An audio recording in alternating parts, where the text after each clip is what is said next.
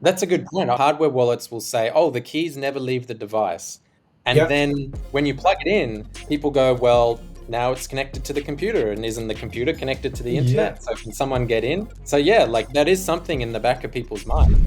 The touchscreen is a huge plus for the user experience, and we see user experience is part of the security. And for the QR code, in the early days when we were designing, we wanted to design a perfect hardware wallet. And I was a hardware product manager. So I did a lot of interviews with a lot of hardware users at that time. So most of them were using Ledger or Trezor at that time. One of the key questions I asked them was that what's the most anxious time when you're using Ledger or Trezor? So the answers were pretty aligned. And the first, the most anxious time was when they are trying to write down the recovery phrase. That's the first anxious time. The second most anxious time is when they're plugging the USB cable into their device. Because when it's unplugged, they always know, okay, my private keys are there and no one can get access to that. But when they're plugging the USB, they are super anxious because they don't know what information is sending into my hardware. Because even at that time, most of the users, they cannot read the code. And we know that Trezor was open source and Ledger was not fully open source. So they don't know what's getting into their hardware. That's a good point. Hardware wallets will say, oh, the keys never leave the device.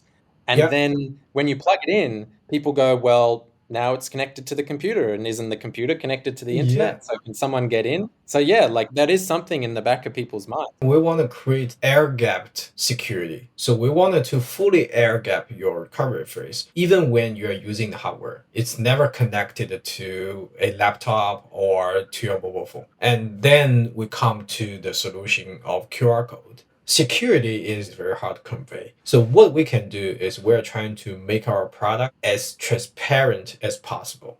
And QR code is a huge part for making everything transparent. So you can verify everything. You don't need to trust it. If you're paranoid, you just verify everything. So this is also loved by the Bitcoin community because Bitcoin maxis, a lot of them are super paranoid. They want to know everything about their hardware wallet, about what's getting out of their hardware wallet. That's why we have the QR code. And also we have the fingerprint sensor because we were mostly interviewed hardcore users. And usually they have multiple hardware wallet. They have a hardware wallet at home. Some of them even put a hardware wallet in a bank deposit box. And some of them they use hardware wallet out of their office or out of their home, for example, in a cafe or in an airport. So for those kind of scenarios, they were really paranoid about typing the password. So they were asking that, can I use my fingerprint to authenticate a transaction? So this is also part of our design thinking or product design philosophy of the product. Absolutely. I think it's very neat. I like it because